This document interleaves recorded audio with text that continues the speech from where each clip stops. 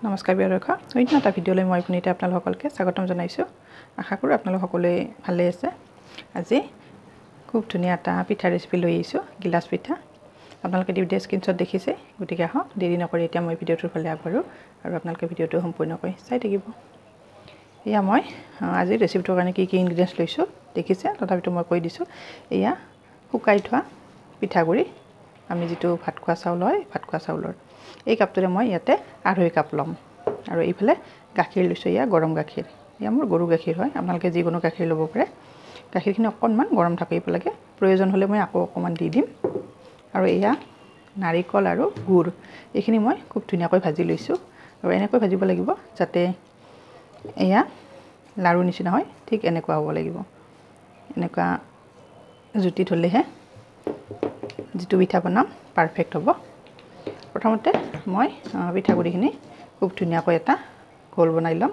এই কাপটোৰে মই 2.5 কাপ দিম। এয়া 2 কাপ দিলোঁ, এতিয়া আৰু আধা কাপ দি দিছোঁ। এয়া 2.5 কাপ। ইয়াতে এতিয়া মই যিহেতু মিঠা বস্তুত অকণমান নিমখটো দি দিছোঁ বেলেঞ্চটোৰ কাৰণে, আৰু অকণমান দি দিছোঁ। আৰু এতিয়া মই এয়া নাৰিকল দিছোঁ। এই নাৰিকলখিনিত চেনি মিক্স কৰা আছে, মই ভাজি থৈছিলোঁ। এয়া চাওক একেবাৰে জৰজৰীয়া হৈছে, সেইকাৰণে মই এক্সট্ৰাকৈ চেনি দিয়া নাই। নাৰিকলখিনি দিলে কি হয়, পিঠাকেইটাৰ টেষ্টটো খুব ধুনীয়া হয়। আৰু এতিয়া এইখিনি ভালদৰে এনেকৈ মিক্স কৰি লৈছোঁ। নাৰিকল নিদিয়াকৈ বনাব পাৰি, কিন্তু নাৰিকলটো দিলে খাবলৈ খুব সোৱাদ লগা হয়।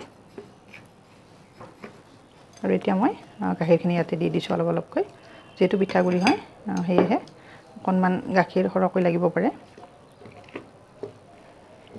কিন্তু একেবাৰে ঘোলটো ডাঠো হ'ব নালাগে, পাতলো হ'ব নালাগে। ঠিক তেনেকুৱা মেজাৰমেণ্টত ৰাখি দিম। আপোনালোকে ভিডিঅ'টো স্কিপ নকৰাকৈ চাই থাকিব। খুব সহজ ৰেচিপি হয়, সকলোৱে বনাব পাৰে। আপোনালোকে যদি বনাই পোৱা নাই, এবাৰ চোৱাৰ লগতে লগে লগে বনাব পাৰিব। এই গোটেইখিনি দিলোঁ কাপটোৰ, আৰু যদি প্ৰয়োজন হয় পিছত দি দিম। এতিয়া খুব ধুনীয়াকৈ এইখিনি মিক্স কৰিব লাগিব। নিমখ আৰু মিঠাটো আপোনালোকে চাই ল'ব টেষ্ট কৰি। বেছি চেনি খালে, মিঠা খালে দি দিব।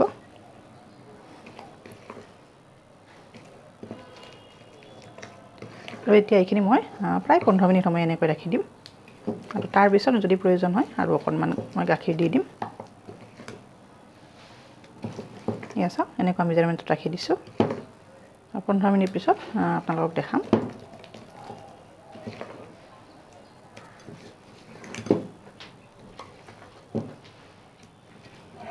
ইয়াতকৈ ডাঠো নালাগে, পাতলো নালাগে, এইখিনি হৈ গৈছে। এতিয়া মই নাৰিকলখিনি অকণমান লাড্ডু বনাই ল'ম, মানে যিটো ডিজাইনত বনাম মই। ইয়াতকৈ কম ভাজিলে এনেকুৱা লাড্ডু নহয়। চাওক এতিয়া এনেকৈ দীঘলকৈ বনাই ল'ম মই।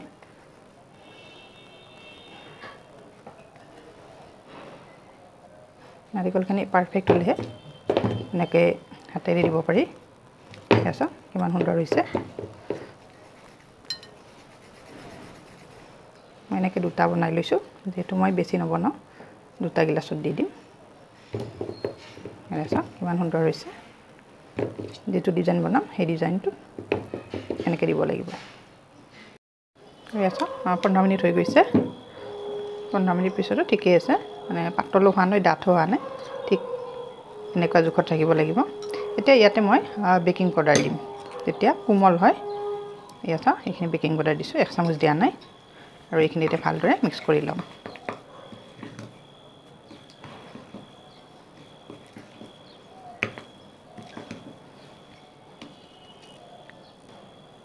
আৰু এতিয়া ইয়াতে মই 2 চামুচ ৰিফাইন তেল দি দিছোঁ। আপোনালোকে ৰিফাইন তেলৰ সলনি ঘিউ দিব পাৰে। এয়া 2 চামুচ দি দিছোঁ। ভালদৰে এইখিনি মই মিক্স কৰি ল'ম। এতিয়া এই পিঠাবিধ বনাবলৈ খুব সহজ, বেছি সামগ্ৰীও নালাগে। আৰু যিহেতু পিঠাগুড়ি সকলোৰে ঘৰত থাকেই, নহয় জানো।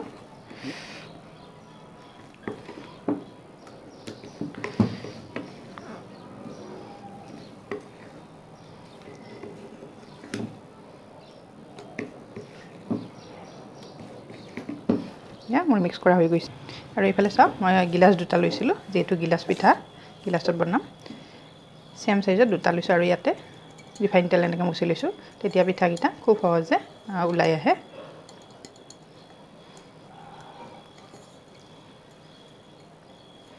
দুইটা গিলাচতে মই এনেকৈ ধুনীয়াকৈ মুছি ল'লোঁ আৰু এতিয়া মই ভাপত দিম কুকাৰত দিম কেনেকৈ দিম আপোনালোকে চাই থাকিব এতিয়া গিলাচ দুটাত তেল দিয়া হৈ গ'ল এতিয়া মই গিলাচ দুটাত এনেকৈ দি যাম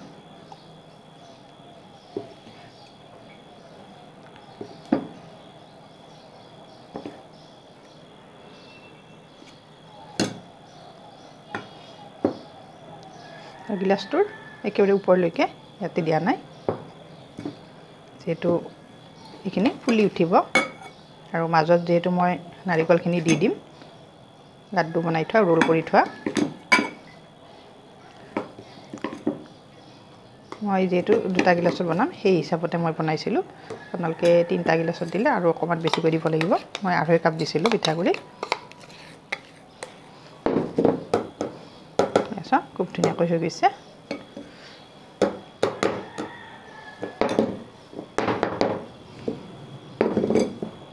আৰু এতিয়া ইয়াৰে ভিতৰত এনেকৈ খুব সাৱধানে দিব লাগিব এয়া চাওক নাৰিকলখিনি দিয়াৰ লগে লগে ওপৰত উঠি আহিছে পিঠাগুড়িখিনি এয়া দেখিছেনে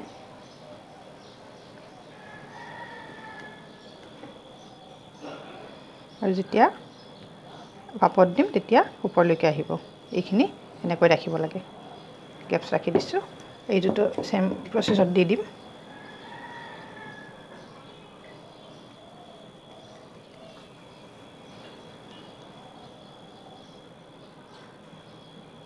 খুব সোৱাদ লগা হয় পিঠাবিধ খাবলৈ আপোনালোকে যিসকলে বনাই পাইছে তেওঁলোকে জানে কিন্তু যিসকলে বনাই পোৱা নাই আপোনালোকে চাব বনাই খুব ধুনীয়া হয় এতিয়া বলক মই কিটচেনত যাম এয়া চাওক দুইটা গিলাচ ৰেডি হৈ গ'ল এনেকৈ আৰু এইফালে মই কুকাৰটোত এনেকৈ পানী দিছোঁ মই 1/2 গিলাচ দিছোঁ বেছি দিয়া নাই পানী বেছি পানী দিলে কি হয় যেতিয়া সিজিব ধৰে ভাপত ওপৰলৈ ওলাই আহে আৰু তেতিয়া পিঠাকেইটাৰ গাত লাগি যায় আৰু এইফালে গ্লাছ দুটা থৈ দিছোঁ এয়া পানী গৰম হৈছে মই আগতে দিছিলোঁ এয়া মই ডাইৰেক্ট দি দিছোঁ তাতে এয়া চাওক একেবাৰে কম পানী দিছোঁ বেছি পানী দিয়া নাই আৰু এতিয়া গেছৰ ফ্লেমটো অকণমান মিডিয়াম কৰি দিছোঁ প্ৰায় 20-25 মিনিট এনেকৈ ঢাকনি লগাই দি দিছোঁ কুকাৰৰ ঢাকনি দিয়া নাই এনেকুৱা ঢাকনি এখন দি দিছোঁ আৰু 20 মিনিট পিছত মই চেক কৰিম আৰু এতিয়া মোৰ প্ৰায় 20 মিনিট হৈ গৈছে আৰু চাওকচোন 20 মিনিটত কিমান ধুনীয়াকৈ ফুলি আহিছে এয়া চাওক মোৰ হৈ গৈছে এতিয়া ঠাণ্ডা হোৱাৰ পিছত মই কুকাৰৰ পৰা ইয়াৰ পৰা ওলাই আপোনালোকক দেখাই আছোঁ চাওক কিমান ধুনীয়াকৈ হৈ গৈছে আৰু এয়া চাওকচোন মোৰ গিলাচ পিঠা ৰেডি এয়া চাওক কিমান সফ্ট হৈছে এটা কাটিলোঁ আৰু এতিয়া এইটো কাটি দেখাই আছোঁ ওলাই দেখাই আছোঁ এয়া চাওক নিজে নিজে ওলাই গৈছে সাইডটো যেতিয়া পাৰফেক্ট হয় এনেকৈ নিজে নিজে ওলাই আহে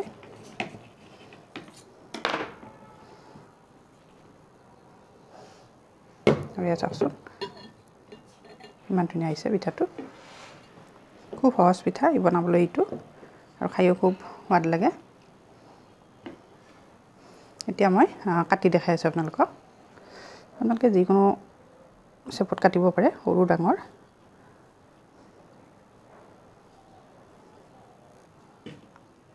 এক পিচ হ'ল এতিয়া আৰু এক পিচ ল'ম আৰু এয়া চাওক মোৰ পিঠা ৰেডি হৈ গৈছে চাওকচোন কিমান ধুনীয়া হৈছে দেখিলে একেবাৰে লোভনীয় হৈছে আপোনালোকে এনেকৈ এবাৰ বনাই খাই কেনেকুৱা পায় মোলৈ কমেণ্ট বক্সত কমেণ্ট কৰিবলৈ নাপাহৰিব কিন্তু ভিডিঅ'টো সম্পূৰ্ণ কৰি চোৱাৰ পিছতে কমেণ্ট কৰিব এই পিঠাটো কাটোতে অকণমান সাৱধানে কাটিব লাগে নহ'লে কি হয় ফালি যায় গতিকে আজিৰ মোৰ পিঠা ৰেচিপি ইমানতে সামৰণি মাৰিলোঁ আকৌ এটি নতুন ৰেচিপি লৈ নতুন টিপছ লৈ মই আপোনালোকৰ ওচৰত আহি আছোঁ তেতিয়ালৈ ধন্যবাদ আশা কৰোঁ আজিৰ পিঠা ৰেচিপিটো চাই আপোনালোক সকলোৱে ভাল পাব আৰু যদিহে বনাই পোৱা নাই আপোনালোকে খুব সহজতে বনাব পাৰিব গতিকে আজিলৈ আহিছোঁ ধন্যবাদ